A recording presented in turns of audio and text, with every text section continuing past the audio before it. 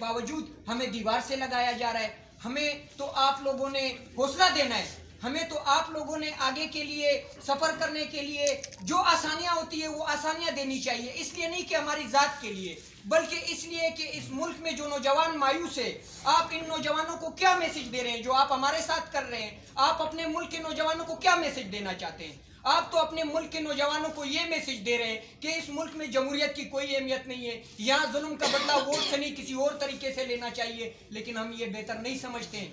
हम इस मुल्क में जो निज़ाम है, इसमें जो गलतियां हैं, इसमें जो कमियां हैं, इसका खात्मा चाहते हैं और इस मुल्क को एक पुरअमन माहौल के तहत इसी तरह जमहूरी अंदाज में आगे बढ़ता हुआ देखना चाहते हैं। हम अपने मुल्क का परचम जो है, जो इस वक्त सरनगू है, कोई माने या ना माने, वो सरनगू हमारी अपनी गलतियों की वजह से। जो लोग इस मुल्क में मुहिब वतनी का दावा करते हैं, हम उससे अपील करते हैं कि इस परचम को सरनगू ना करें। ये परचम सरनगू होगा तो आप सरनगू होंगे, ये परचम सरनगू होगा तो पूरी कौम सरनगू होगी। आप आज जाके ओवरसीज से पूछे कि उन्हें कितनी तकलीफ पहुंच रही है। बैनुल अक़वामी तौर पे हमारे मुल्क का क्या मजाक बनाया जा रहा है। बीबीसी क्या कह रही है, अल जजीरा क्या कह रही है, जिसे हम अपना रिवायती हरीफ समझते हैं। इंडियन मीडिया आज हमारा मजाक उड़ा रही है। ये इसमें उनकी गलती है या हमारी अपनी गलती है? हम अपने गिरबान में देखें ना, तो वो एक मिसाल दी जाती है। वो शायर भी कहते हैं कि इस घर को आग लगी घर के चिराग से।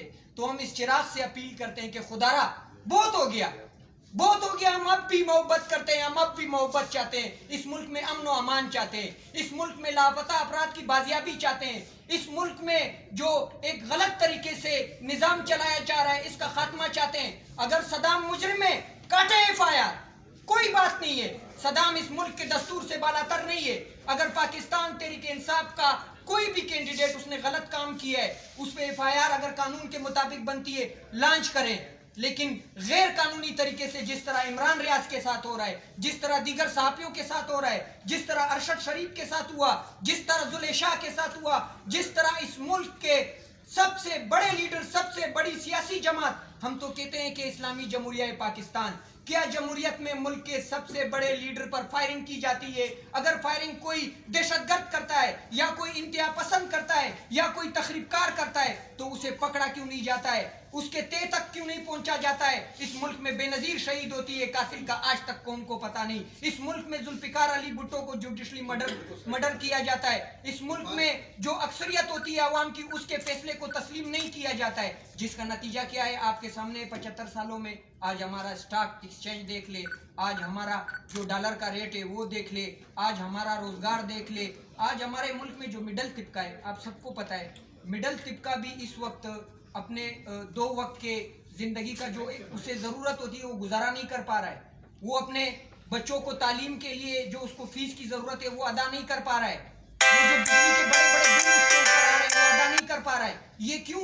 ये इसलिए जो 75 साल हमने गलत फैसले किए हैं ना, जिसकी वजह से आज हम मकरूज हो चुके हैं। उन फैसलों ने हमें इतना जकड़ा हुआ है कि आज हमें समझ ही नहीं आ रहा है कि हमें किस तरफ जाना चाहिए। और दूसरी तरफ जो लोग मुकम्मल हकाइक के मुताबिक बात करते हैं, उन्हें ये डराने की बात करते हैं, धमकाते हैं, उन्हें और किसी तरीके से ज़हनी टार्चर किया जाता है। भाई इन्हें टार्चर ना करे। ये आपके मुल्क में वो ज़हन बचे हुए कुछ जो इस ज़हनी गुलामी का खात्मा चाहते हैं, जो इस तरह अपने मुल्क को नहीं देखना चाहते हैं कि एक बैनुल अक़वामी तौर पे डोनाल्ड लू जैसा एक आम शख्स है वो अमेरिका का। वो ऐसा नहीं है कि वो चीफ एग्जीक्यूटिव है, वो मेरे मुल्क के एक बड़े इदारे के बड़े शख्स को जिस अतक आमेज अल्फाज में याद करता है, जिस अतक आमेज अल्फाज में उसने उस साइपर में लेजा इस्तेमाल किया है। आप देखें, अगर आपको उनसे खौफ है, कौम को कोई खौफ नहीं है। आगे बढ़े कौम आपके साथ होगी, अगर आप पीछे होंगे तो कौम आगे होगी। कौम तब भी इन जाबिरों का मुकाबला करेगी, चाहे वो अमेरिकन हो, चाहे वो इसराइलियन हो। आज इमरान खान सिर्फ पाकिस्तानी कौम का उम्मीद नहीं है, वो बैनुल अक़वामी तौर पे जो मुस्लिम है उन सबको इमरान खान से उम्मीद है। वो अपील कर रहे हैं कि इमरान खान को रिहा किया जाए। आज फलस्तीन में क्या किया जा रहा है, ये हमारे लिए, हमारे मुस्लिम कम्युनिटी के लिए शर्म से डूब मरने का मकाम नहीं है। फलस्तीन सिर्फ फलस्तीनियों का है क्या? बैतुल मुक़द्दस जो हमारा पहला खाना काबा है, क्या वो सिर्फ फलस्तीनियों का है? वो हम सब का है। उसका दिफा हम सब पर लाजिम मलजूम है। हम अल्लाह को क्या जवाब देंगे? कितनी जिंदगी हमने जीनी है? जो असासे हम बार बना रहे हैं, जो जो सरमाएदार है या इस मुल्क में जो गरीब है, क्या इनका कफन अलग होगा? क्या इनकी कब्र अलग होगी? क्या इनका हिसाब किताब अलग होगा? वहां कोई ऐसा काजी नहीं होगा जो खौफ में होगा, वहां कोई ऐसा फैसला नहीं होगा जो अमेरिकन, जो डरे हुए लोग हैं अमेरिका से, उनके नजर के मुताबिक होगा। वहां मुकम्मल इंसाफ होगा। हमें वो जिंदगी भी याद करनी चाहिए। ये एक इम्तिहान है हमारा। जो ये समझते हैं कि हमने मुश्किल जिंदगी नहीं गुजारनी है, हमने हालात का मुकाबला नहीं करना है, सुकून की जिंदगी गुजारनी है, तो ये हमारी इस्लामी तारीख नहीं है, ये हमारी पाकिस्तानी तारीख भी नहीं है। हमारे मुल्क में ऐसे सिपाही भी रहे हैं जिसे इंडियन ने जब उन्हें पकड़ा, उनकी जुबान काटी गई, उन्होंने अपनी जुबान कटवाई, लेकिन मुल्क के खिलाफ बात नहीं की। ये हमारी तारीख है। हमने इसी तारीख के मुताबिक आगे जाना है। हमने कभी भी डर से किसी के सामने झुक कर, जिस तरह हमने अप्रैल के महीने में किया अपने मुल्क के उस लीडर के साथ जिसने इस मुल्क को उस वक्त ग्रोथ दी जब बैनुल अक़वामी तौर पे, आप सबको पता था, कोरोना क्राइसिस था। कोरोना क्राइसिस होते हुए उसने आपके मुल्क को जो ग्रोथ दी, उसने आपके मुल्क के इंडस्ट्री को जो ग्रोथ दी, उसने आपके मुल्क के मजदूर, किसान, जो आपके मुल्क के नौजवान थे, जो आपके मुल्क के वेल्डर, टेंटर, मोची, नाई, आपको पता है कि रिक्शे वाला जब दिन अपनी दिहाड़ी करके गुजार लेता था तो वो जाकर लंगर खाने से कुछ उठा के अपने बच्चों को खिलाता था।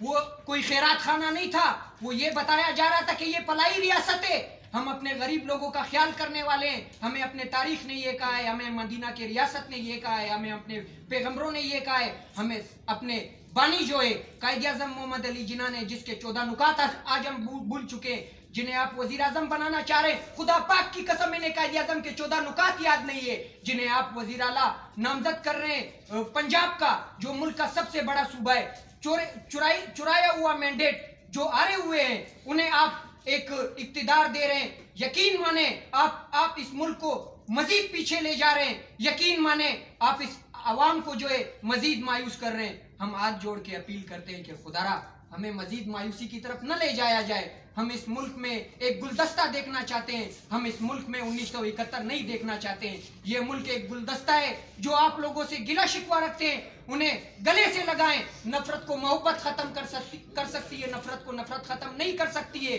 जिन्हें गद्दार कहा जाता है उन्हें मिलाए अपने सीने के साथ। खुदा पाक की कसम वो आपके साथ चलने के लिए तैयार है। मेरा ताल्लुक बलूचिस्तान के साथ है, लेकिन वो दस्तूर के मुताबिक आपके साथ तैयार है, इस तरह तैयार नहीं है। मैं आपको छोटी सी मिसाल देता हूँ। किसी ने एक भी बात माइंड नहीं करनी है। हम एक दूसरे को सुनकर इस मुल्क के मसाइल का हल निकाल सकते हैं। एक दूसरे को नजरअंदाज करके इस मुल्क के मसाइल का हल नहीं निकाल सकते हैं। सुई डेरा बुट्टी की मिसाल देना चाहता हूँ। यही मिसाल पूरे बलूचिस्तान की है। वहां से गैस निकल रही है। यकीन माने सुई की माएँ बहनें आज भी गैस से महरूम है। तो ये आप अगर एहसास अपने अंदर पैदा करें ना, तो इंसान को रोना आ जाता है। इस मकाम पे दे, पूरे मुल्क को दे, कोई मसला नहीं है। जितने भी इलाकों में मादनियात मौजूद है, ये मुल्क हम सब का है। हम सब एक दूसरे को खुशहाल और आबाद देखना चाहते हैं। जितनी भी आवाम है उसमें कोई तफरीक नहीं है। अगर इनके दरमियान कोई तफरीक आई है तो ये हमारी सियासी जमातों ने और हमारे पॉलिसी ने ये तफरीक पैदा की है। आप उन्हें महरूम रख रहे हैं। आपने वहाँ आप जाएं, देखें वहाँ इंफ्रास्ट्रक्चर का क्या हाल है। वहाँ सड़कें नहीं है, वहाँ तालीमी इदारे नहीं है, वहाँ हेल्थ के इदारे नहीं है, वहाँ निज़ाम दरहम बरहम है। हमारा वजीर आला मीडिया ब्रीफिंग में आके कहता है, जाम कमाल साहब, उनसे सवाल किया जाता है मीडिया की जानिब से कि आपके बजट पे अपोजिशन बहुत सख्त तनकीद कर रही है, आप क्या कहना चाहते हैं। वो बजट सेशन के बाद कहते हैं प्रेस ब्रीफिंग में कि अभी तक तो मुझे भी पता नहीं है बजट में क्या है। तो अपोजिशन को कैसे पता चला कि इस बजट में क्या है।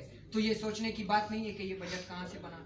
हम सबको अंदाजा है कि क्या हो रहा है, कौन बना रहा है, कौन कर रहा है, और इस मुल्क के इस इलेक्शन को किसने मैनेज किया, और इमरान खान के डी नंबर 804 को आज तक जेल में किसने रखा हुआ है, और 200 से ज्यादा मुकदमात किसने बनाए, और इस पार्टी को हाईजैक करने के लिए जो इन्होंने हथकंडे इस्तेमाल किए वो हम सबके सामने।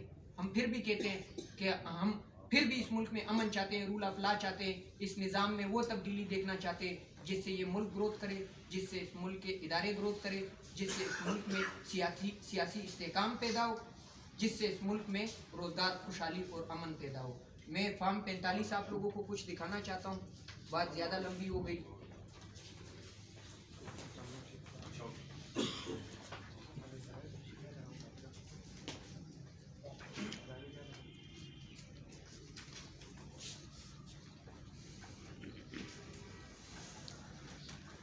ये आप सबके सामने फार्म 45 है। जिला हरनाई में मैंने इन सब से लीड ली है, जितने कैंडिडेट है जिनको शो किया गया है मुझसे आगे, इन सब से मैं आगे हूँ। मैंने हरनाई में 11,000 के लगभग वोट लिए हैं, 10,000 से ऊपर। वहाँ जो दोस्तान डोमकी है, जिनके भाई निगरान वजीर आला है बलूचिस्तान के, उन्होंने वहाँ 2,000 से आसपास वोट लिए हैं। और जो नसीर काकड़ है उसने भी इसी तरह 3,000 के आसपास वोट लिए हैं। शाहजैन बुगटी साहब ने वहाँ लगभग 300 350 वोट समझ लें। और जो जिसे जिताया गया है उसके 50 वोट भी नहीं है ज़िला हरनाई में। ये एक ज़िले की पोजीशन है। दूसरा ज़िला ज़ियारत, उसमें मैं सेकंड नंबर का कैंडिडेट हूँ, वहाँ मैंने वोट लिए हैं। और जो वहाँ लोकल कैंडिडेट है नसीर अहमद काकड़ साहब, जो जमीयत उलमा इस्लाम के उम्मीदवार थे, उनके उन यूनियन में जो उनके आबाई यूनियन समझ ले या जमीयत उलमा इस्लाम का गढ़ समझ ले, वहाँ भी मैंने उनसे पोलिंग जीती है, वो यूनियन जीता है। मेरे वहाँ 1132 वोट है और उनके वहाँ 900 वोट है। दोस्तान डोमकी और मियाँ खान और शाहजैन साहब ये तो वहाँ बहुत पीछे थे। असल मुकाबला जो मेरा था वो दोस्तान डोमकी के साथ था, जिनके ओरिजिनल वोट जो है वो 20,000 के लगभग बन रहे हैं, उन्हें 44,000 शो किया गया है। मेरे वोट जो है वो 46,000 बन रहे हैं, मुझे 29 शो किया गया है। शाहजैन बुगटी साहब के वोट जो है ओरिजिनल वोट वो 18 से 17,000 शो किए जा रहे हैं। हमारे ऊपर जो इल्ज़ाम लगाया जाता था कि बलूचिस्तान के लोग जो है जो आज महरूमियों का सामना कर रहे हैं, वो अपने लोगों की वजह से कर रहे हैं, अपने जो जागीरदार है या वडेरे हैं इनकी वजह से कर रहे हैं। लेकिन ये आज साबित हो गया कि बलूचिस्तान वाले जो है वो तब्दीली चाहते हैं, वो इस मुल्क में मोरूसी सियासत और ख़ानदानी सियासत का ख़ात्मा चाहते हैं। लेकिन पता नहीं कौन लोग हैं जो इस मुल्क में इस सियासत का ख़ात्मा नहीं चाहते हैं या इस निज़ाम का ख़ात्मा नहीं चाहते हैं या इसी तरह बलूचिस्तान की आवाम को महरूम और इस्तेहसाल रखना चाहते हैं। वो हम सब के सामने है। तो मैं आप लोगों से एक रिक्वेस्ट करना चाहता हूँ कि हमारी आवाज़ को आगे पहुँचाया जाए। ये सिर्फ और सिर्फ NA 253 के लिए ये प्रेस कॉन्फ्रेंस नहीं थी, ये ओवरऑल पूरे मुल्क में जो हमारे साथ किया गया है उसके हवाले से प्रेस कॉन्फ्रेंस है। ये तासुरात सिर्फ और सिर्फ सदाम तरीन के तासुरात नहीं है, ये तासुरात सिर्फ यहाँ बैठे हुए पाकिस्तान तहरीक इंसाफ के जो चेहरे आपको नज़र आ रहे हैं इनके तासुरात नहीं है, ये तासुरात मुकम्मल पाकिस्तान तहरीक इंसाफ के तंजीम के तासुरात है, ये तासुरात कैदी नंबर 804 के तासुरात है, ये तासुरात इस मुल्क में इस महरूम मजलूम जो वो ख़ानदान है जिनके लख्त जिगर को लापता किया गया है या इस मुल्क में जो रोज़गार अमन और खुशहाली चाहते हैं, ये उन सब के तासुरात है। इन तासुरात के साथ आपने इस मुल्क के निज़ाम को चेंज करने के लिए आपने भी बढ़ चढ़ कर साथ देना है, क्योंकि ये सिर्फ और सिर्फ सियासी कारकुनान का काम नहीं है। आप जैसे सहाफ़ी जो हैं वो भी इस मुल्क में एक कलीदी किरदार अदा कर सकते हैं और कलीदी किरदार अदा करना इनका फ़र्ज़ भी बनता है। और अगर आप सदाम साहब ये बताइए कि सबसे पहले एक कर लेते हैं। मुजफ्फरपट्टी, डेली, आईना, क्वेटा अखबार से मेरे रिपोर्टर हूँ यहाँ पर। अच्छा, पहले तो आप ये बताइएगा कि आप PTI के हमायत याफ्ता हैं और PTI में आपके पास तंजीमी ओहदा कौन सा है, और सेकंड ये बताइए कि आज की प्रेस कॉन्फ्रेंस के बाद क्या ला तरक्की की प्रेस कॉन्फ्रेंस भी करने के लिए आप यहीं पर तशरीफ लाएंगे?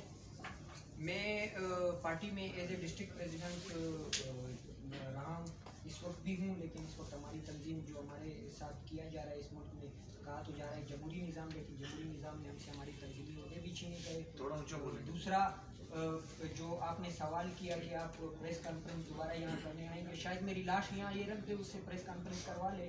बाकी अगर मैं ज़िंदा हूँ, मेरे अंदर सांस है, मैं अपने लीडर के नक्शे कदम पे चलूँगा, मैं अपने इस्लामी तारीख के नक्शे कदम पे चलूँगा, मैं करबला के तारीख पे चलूँगा, मैं यजीद के सामने यहीं इसी तरह खड़ा रहूँगा जिस तरह आज खड़ा हूँ। तरीन साहब ये बताइए, नासिर बट पब्लिक न्यूज़ से मेरा ताल्लुक है कि ज़ाहिर आप एक यूथ हैं और बतौर नौजवान कितने मसाइल का सामना रहा, ओवरऑल रिस्पॉन्स कैसा रहा आवाम का, वोटर्स का। दूसरा ये बताइए कि इसके अलावा जो फोरम्स हैं, इलेक्शन कमीशन ऑफ पाकिस्तान है, मुतल्लिका हाई कोर्ट्स हैं, ट्राइब्यूनल्स हैं, कहाँ तक आपने रुजू किया?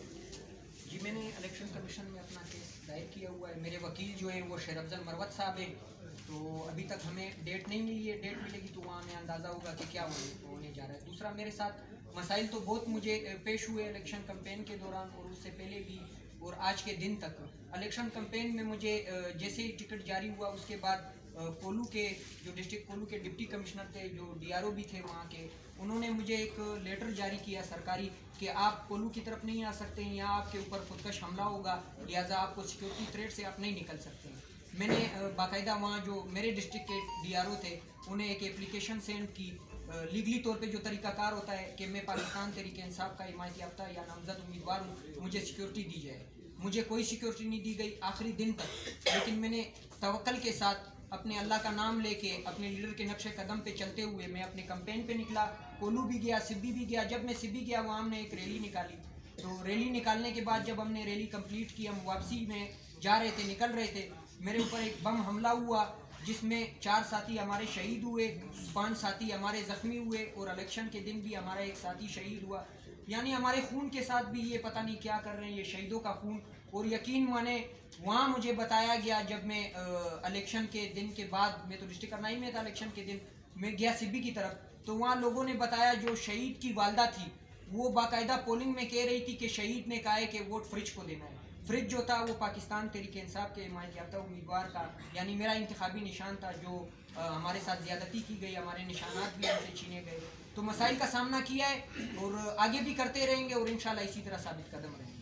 अच्छा, ये बताइए कि आप बलूचिस्तान से आए, जिस हल्के से आपने इंतखाबी अमल में हिस्सा लिया, यहाँ पर पाकिस्तान में हमें नज़र आता है मुख्तलिफ़ जगहों से PTI के रहनुमा जो थे उनकी हमायत में मुख्तलिफ़ सियासी जमातों के रहनुमा भी बात कर रहे हैं। कायरा साहब ने बात की, तो आपके जो मुखालिफिन हैं उनके फॉर्म 45 क्या बता रहे हैं, उनका मौक़िफ़ क्या है इस जीत पे?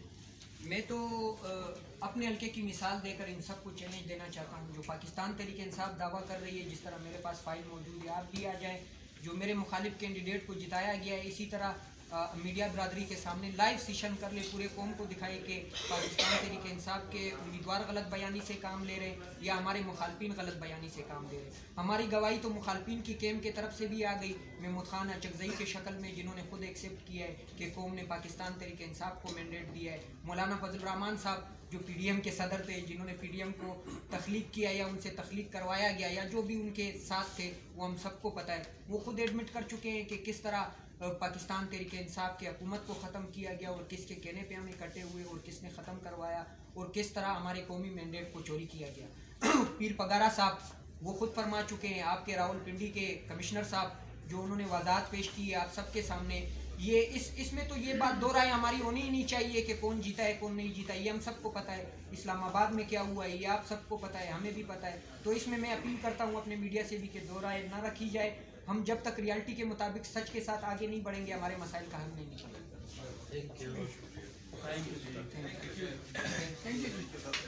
एक लास्ट बात मैं भूल गया, हमारे मुल्क में एक फैसला हुआ है, काजी साहब ने जो एक जारी किया है, ये कादियानियों के हवाले से। खुदा को माने यार, आपने कायदे आज़म की भी मुखालफत कर दी, आपने नऊज़ बिल्लाह इस्लाम की भी मुखालफत कर दी। हुजूर पाक सल्लल्लाहु अलैहि वसल्लम के बाद कोई पैगंबर ने, कोई नबी ने नहीं आना है, वो हमारे आखिरी नबी थे, है, रहेंगे। और अपने नबी के नाम पे हम सर तन मन सब लुटाने के लिए तैयार है। अगर आप इस मुल्क में मजीद खून रेजी चाहते हैं तो इस चीज़ को इसी तरह कायम रखें, नहीं तो खुदा पाक की कसम जो हम अपने मैंडेट के लिए कर रहे हैं ना, इससे हजारों कदम आगे बढ़ के हम इस चीज़ के लिए करेंगे। इस फैसले को हम कतई तौर पे मानने के लिए तैयार हैं। इंशाअल्लाह। बहुत शुक्रिया। Thank you.